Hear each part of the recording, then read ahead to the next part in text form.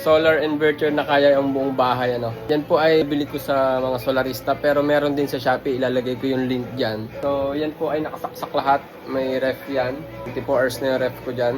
May electric fan. Meron din TV. May naka-charge na phone. Meron ding tablet. So, all in all yan ay nagra-run gamit dun sa inverter na yan. Bukod kasi itong system na to, pang ilaw lang yan, CCTV, washing machine, ilaw na 12 volts sa mga laundry, sa CR. Pure solar talaga. So ang sabi dito, sa app, buti na lang may app yung aking battery. Bago malobat, ang remaining working time ay 10 hours. 10 oras pa bago siya malobat.